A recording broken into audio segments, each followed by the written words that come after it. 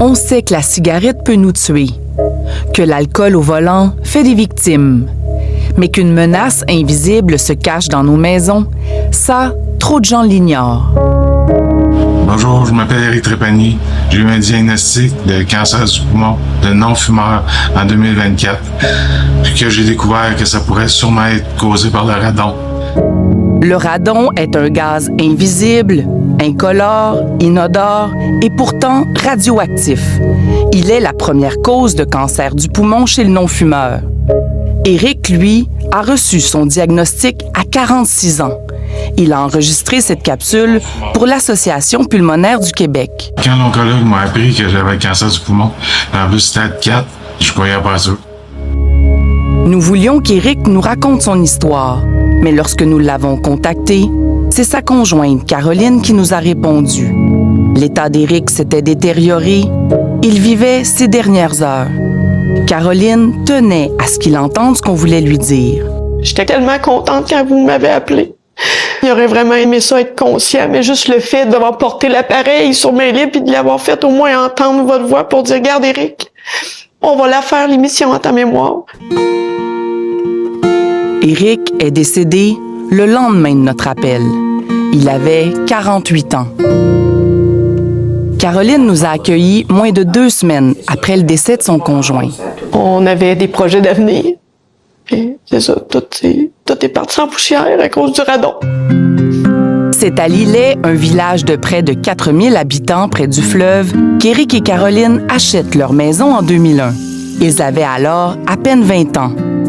En 2024, un banal accident force Éric à consulter et à subir des examens. Quand ils ont pris la radiographie des poumons, il y avait déjà la masse qui était logée proche de la bronche. C'était vraiment un cancer. Cancer du poumon, non-fumeur, stade 4 en partant, non opérable, non soignable. Ce qu'ils pouvaient nous proposer, c'est juste de prolonger la vie d'Éric et non pas le guérir.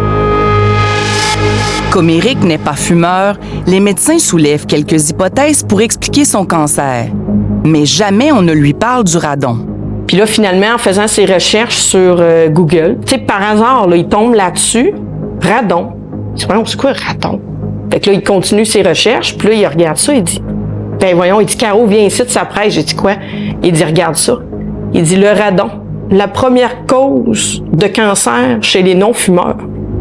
Le couple achète un détecteur de radon qui donne rapidement un résultat. Après une semaine d'installation de l'appareil, là, c'est la première concentration qu'on a eue, c'était ça. 881,7 becquerels. 881 becquerels, c'est plus de 4 fois la limite maximale recommandée par Santé Canada, qui est de 200 becquerels par mètre cube. Puis même, on s'est rendu compte que nous, c'était pas juste au sous-sol que ça se limitait, là. Il y en avait dans le salon, il y en avait dans la chambre à coucher. Éric et Caroline réalisent qu'ils vivent dans une maison radioactive depuis 23 ans. Pour Éric, qui ne travaillait pas à l'extérieur, son exposition au radon était donc constante.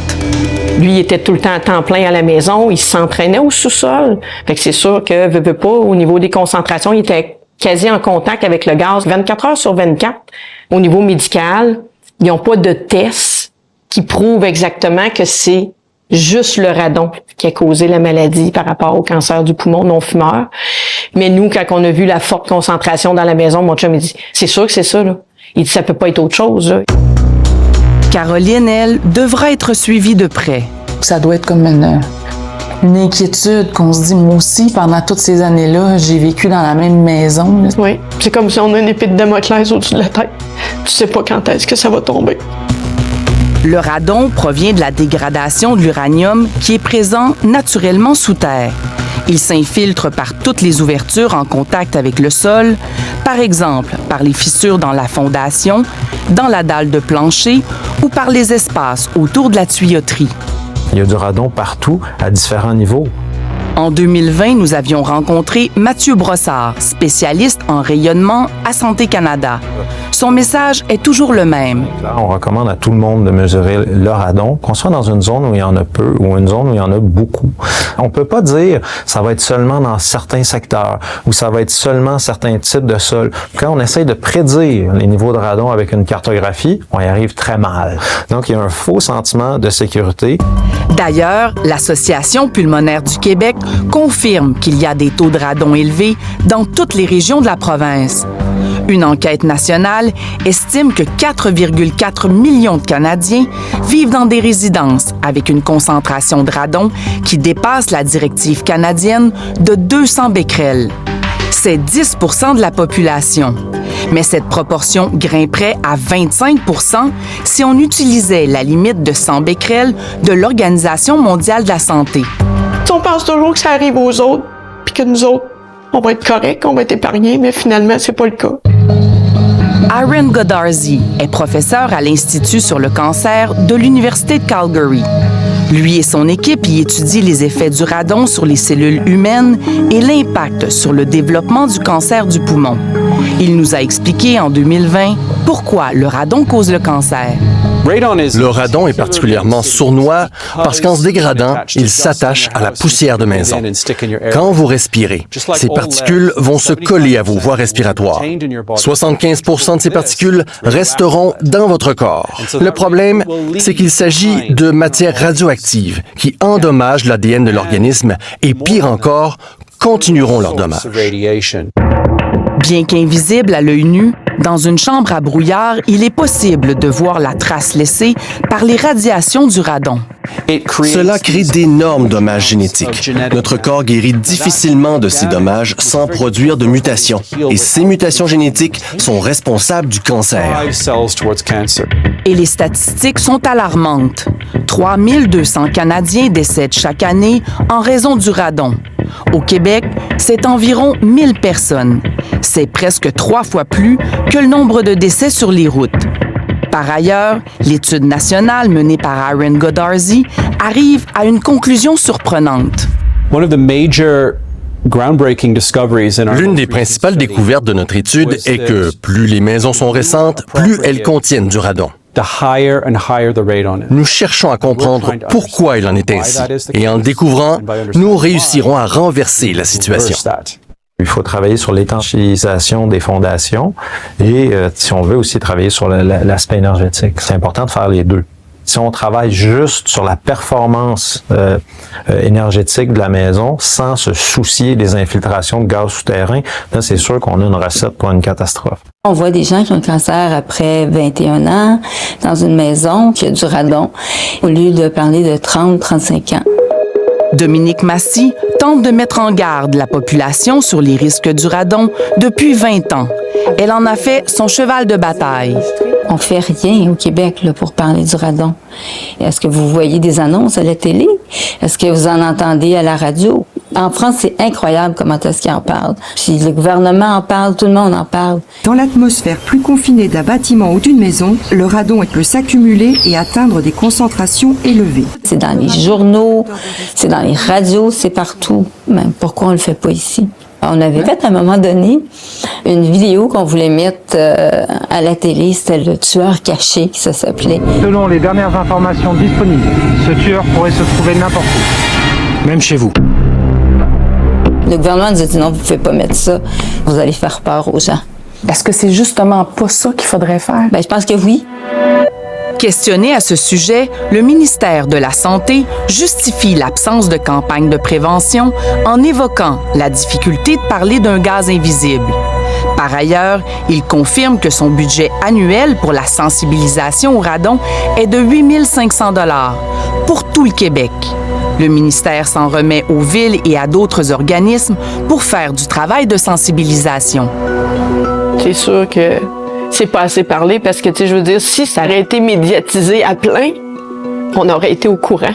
C'est des vérifications qu'on aurait faites bien avant, c'est clair. Détecter le radon, c'est pas très cher.